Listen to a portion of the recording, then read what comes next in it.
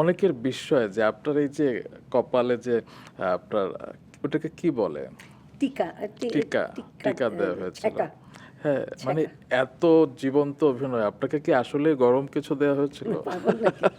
তাহলে তো আর মরে যেত। সেটাই তো। এবং সেটার সেটার শট নেওয়ার আগে আব্দুল্লাহ আল মামুন যে কতবার নেমেছেন সিঁড়ি দিয়ে আর কতবার উঠেছেন, বুথে যাচ্ছেন আর নামছেন। আগে তো সেট অ্যারেঞ্জ করে তো জি জি আর্টিস্টকে। জি। তো লিয়াকত আলী লাকি ছিল যে নাকি আমার কপালে ওইটা দিয়েছে, আরও একটা লোককে জানি ছিল। তো উনি বারবার এসে লিয়াকত আলী লাকিকে বলছিল যে দেখো ভুল করো না, এখানে দুটা দুটা লোহার শিক আছে, একটা ঠান্ডা একটা গরম। আমরা চিট করব আর কি, আচ্ছা আমরা দেখাবো গরমটা, তো ছেঁকা দেওয়ার সময় তুমি এই এই ঠান্ডাটা দেবে, খবরদার যদি গরমটা দিয়ে দাও শেষ। তো আমাকে আবার জিজ্ঞেস করেছেন উনি যে তোমার আপনার কি ভয় লাগছে?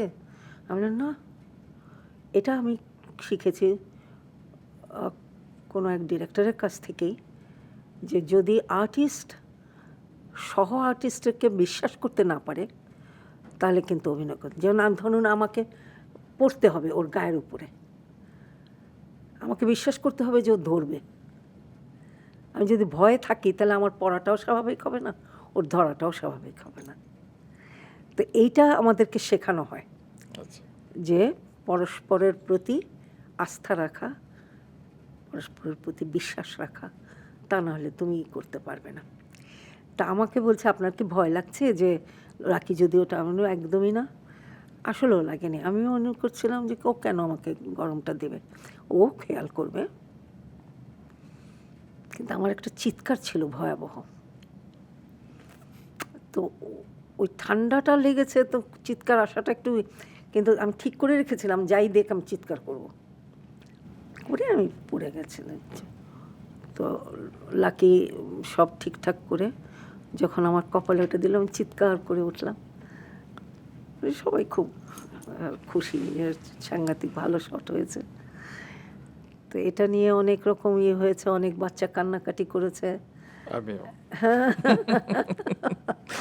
আমি শুনেছি যে লাকি ভাইও ওখানে ভয় পেয়েছিল, মানে এই দৃশ্যে না, আরেকটি দৃশ্যে যখন আপনার চুল ধরে টান দেওয়ার একটা বিষয় হ্যাঁ, ছিল। না ওখানে ছিল যে যে মিয়াবাড়ি তোরে নিয়ে যেতে কইছে, ডায়লগ ছিল খলিলের। জি জি। তা আমি তখন রান্না করছিলাম, তো আমার খোপা ইয়েটা ধরে তারপরে উঠায়, তো আমাকে ইয়ে বলছে যে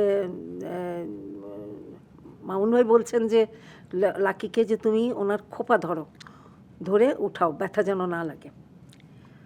কিন্তু আমি লাকিকে বললাম আমার ব্যথার কথা তুমি ভাববে না, তুমি সত্যি সত্যি আমাকে উঠাও, আমার যদি ব্যথা হয় আমার এক্সপ্রেশন ভালো হবে, তোমার এক্সপ্রেশন ভালো হবে, আর এটা তো বেশিক্ষণের ব্যাপার না।